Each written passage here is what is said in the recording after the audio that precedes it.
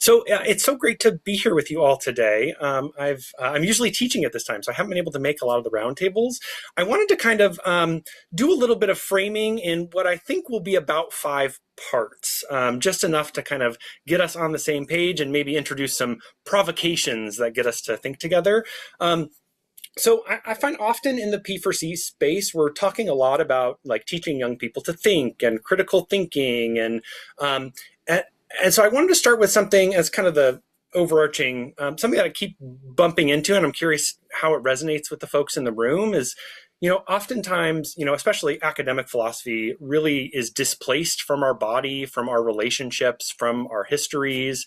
And it has made me wonder, and I've often felt in my philosophy classes, as I'm trying to establish a community of practice in kind of the Lippmann sense, like, if philosophy, it feels to me this way, at least more than any other discipline, kind of depends on conditions that are foundationally social and emotional, right? We're talking about like big, sometimes tough ideas and questions. It involves trust and risk and the willingness to like be changed by an encounter with another mind, or the willingness to be wrong and not have that be a moral failing, and kind of like all learning and growing together. So, but before I kind of get to whether asking like, about the intersection between social emotional learning and kind of philosophical inquiry with young learners, I wonder if we have as a field, and maybe not just the P4C field, but I think education more broadly has been honest maybe about what SEL is, or like whose version of it we've been teaching. And kind of for my second part here, I don't know if folks in the room are familiar with CASEL, but it's the Collaborative for Academic, Social, and Emotional Learning.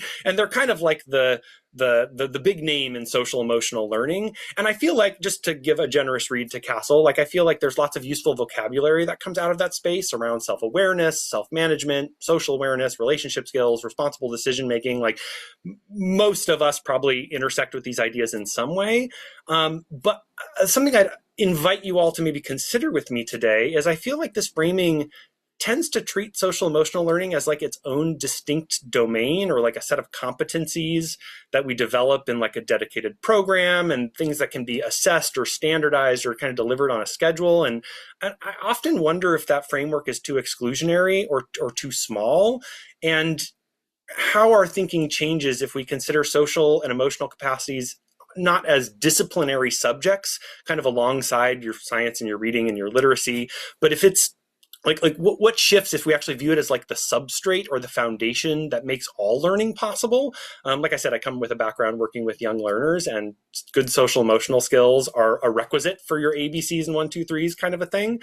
And I think this is especially important in philosophical space, because we're thinking about like epistemic curiosity and the ability to tolerate not knowing. One of the things that often throws young people who are anticipating kind of a kind of standard classroom practice is that we're not actually all about answers. It's like sometimes we're just about better questions, and like not knowing is something we sit with. But a lot of folks have an emotional response to not knowing, and these social emotional skills aren't easy to like bracket them off and teach them on Tuesdays in your second period. So I wonder, I guess my wondering is like, when we standardize SEL, like what do we risk losing or not being able to see? And can something kind of alive and contextual in that way kind of survive being turned into a checklist? And as my third kind of part, I want to like name the ethical stakes of this, because it really feels like, for me and in my work with young folks, like social emotional learning at its core, or at least I would argue is like a primary dimension of that, is a site of moral formation, where young people kind of develop their working answers to questions that really matter. Like, how should I treat others? What do I owe a stranger? Like, how do we learn to live well together? And it makes it, I think, one of the most consequential things we are all up to in this group in different ways, but not something that often happens in schools unless you have like a philosopher in residence or something cool like that. And I feel like the Lippmann tradition kind of understood something about this, and I'm like flashing back to some of my graduate school work with Jana, and that like philosophy of children it feels like kind of a wager that the community of inquiry itself was a form of moral education, that learning to think together, right, couldn't be separated from like learning to be together or learning to live well together. And I mean, just to say, I think our current socio-political environment amplifies that all, like, how do we disagree across difference is only a more and more pressing issue. And so I wonder, like, when we ask, like, what social emotional learning is for, I would invite us to consider that we're already asking a philosophical question. And I'm curious, kind of genuinely, what the philosophical answer to that question could look like, or maybe is there a better question to be asking in the first place? My fourth piece of this is I want to kind of hold something uncomfortable with y'all for a moment, or what might be uncomfortable. And something I see all the time in social emotional learning is, and there's kind of standard moves around, like, manage your emotions or regulate your response or follow the norms of productive discourse. And I often see the ways, like, though well-intentioned, those can function as a form of kind of suppression dressed up as support. And there's lots of folks that have written about this around how, like, without an anti-racist lens or without like kind of a critical attunement, SEL can risk becoming forms of supremacy with a hug.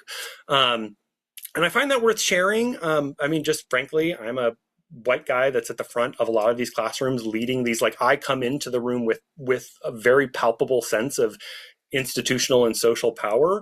And so I feel like it's important because emotions also have been generative political forces, right? Like rage or grief or solidarity or indignation, like, they aren't failures of, or I might invite us to consider that they're not failures in regulation. They're historically the engines of movements for justice. So I guess I want to ask, like, what does it mean for us to teach a child to manage an anger or an emotion that really is a rational response to injustice? And is this social emotional learning or something else? And I ask the question because I'm really genuinely curious what you all think. I don't think I have an easy answer to this, but I think as folks that are up to opening these spaces with young folks, it's kind of incumbent on us to at least think about them critically.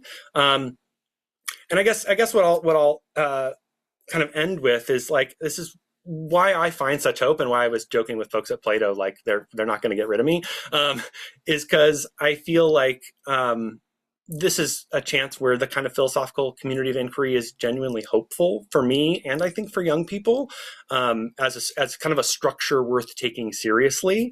Because I think done well, like, it affords young people and us and adults, right, the kind of micro skills of social emotional learning in real time. Like, how are you an active listener? How do you take turns? How do you respond to what's actually said versus then waiting for your turn to talk?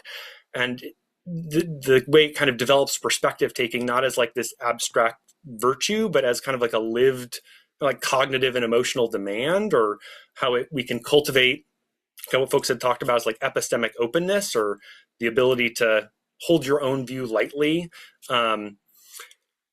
And so I think the thing that we can build with community of philosophical inquiry is really hopeful and really powerful, and a way that we can help young people. I do this with my high schoolers all the time, like, really help them be aware of, like, when am I toggling between a generous interpretation of a person or an idea, an event, or a critical interpretation. And so I feel like these kinds of things are some of the most important kind of intellectual and social and emotional habits we can develop in young folks.